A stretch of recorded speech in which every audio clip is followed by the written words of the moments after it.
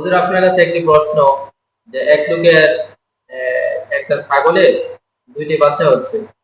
তো একটি মারা গেছে, আরেকটি খুবই অসুস্থ।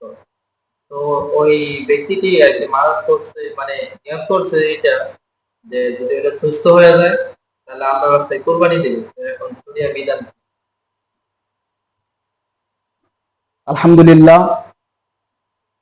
সম্মানিত ভাই, আপনি খুব সুন্দর প্রশ্ন করেছেন যে ইসলামের শরিয়া হুকুম কি। একজন মানব একজন মানব একজন মানুষ নজর অর্থাৎ মান্যত করেছে, ছাগলের ছানাকে মান্যত করেছে।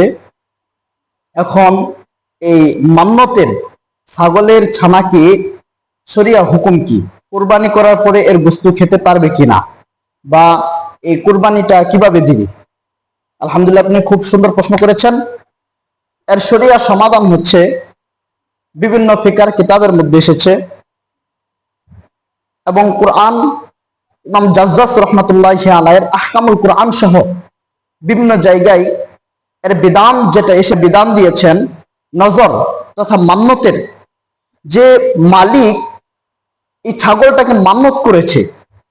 অর্থাৎ আমরা যদি শুরুর অংশের দিকে মালিকের দিকে তাকাই, তাহলে তার প্রশ্নটা হচ্ছে এরকম যে মালিক বলতেছে একটা ছাগলের বাচ্চা, এই ছাগলটা দুইটা বাচ্চা দিয়েছে, একটা মারা গেছে, অপরটি অসুস্থ, পেট ফুলে গেছে।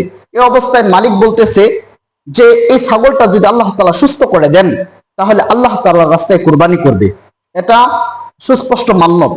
এর বিধান হচ্ছে, শরীয়তের বিধান হচ্ছে আল্লাহ তাআলা তার উপর যে বিধান বর্তাইছেন এবং রাসূল পাক সাল্লাল্লাহু আলাইহি ওয়াসাল্লাম যে বিধান এই মান্যতের, তা হচ্ছে টোটালি এ টু জেড এই মান্যতের ছাগলের গোশত খাওয়া যাবে না।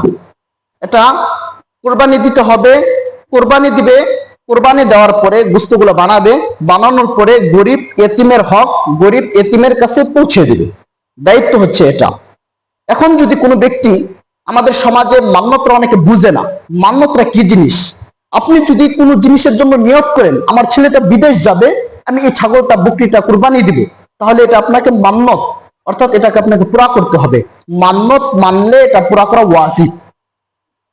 এখন যদি কোনো ব্যক্তি এই মান্যতের গোশত খেয়ে ফেলে তাহলে কবিরা গুনাহ হবে, ওয়াজিব তরকের গুনাহ হবে, মান্যত পুরা হবে না।